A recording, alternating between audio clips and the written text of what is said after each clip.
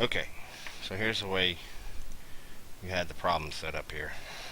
This is the way it's given. Now, things to notice that when we rewrite this, okay, let's make this 2a plus 3, and let's write this as a squared plus 5a plus 6. Now, let's make this minus sign. Let's distribute it, the minus sign up here.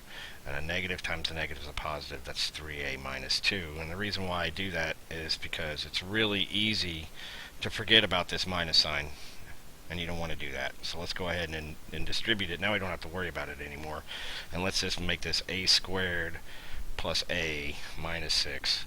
And then 5a minus 2 over a squared minus 4. Okay, now we can factor everything, which is the next step. The numerators are going to stay the same when we factor.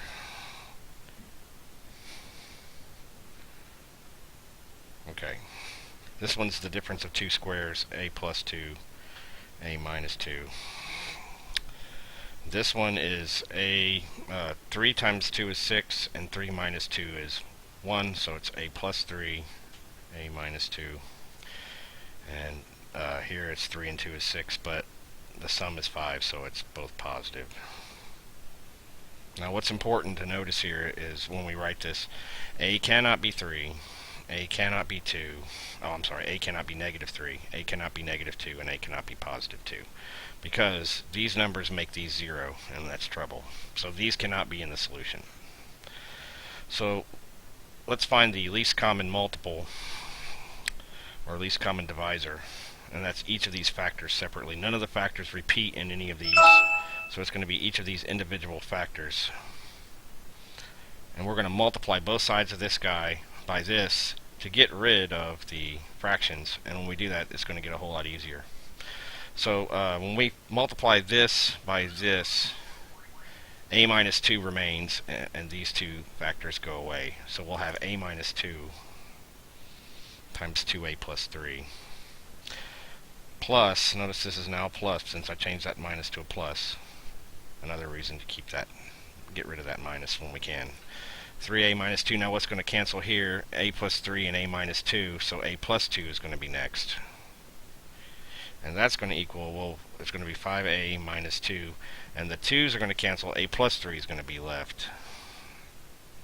Alright, now we got some foiling to do, and this is the mistake I made last time when I did this. So this is 2a squared,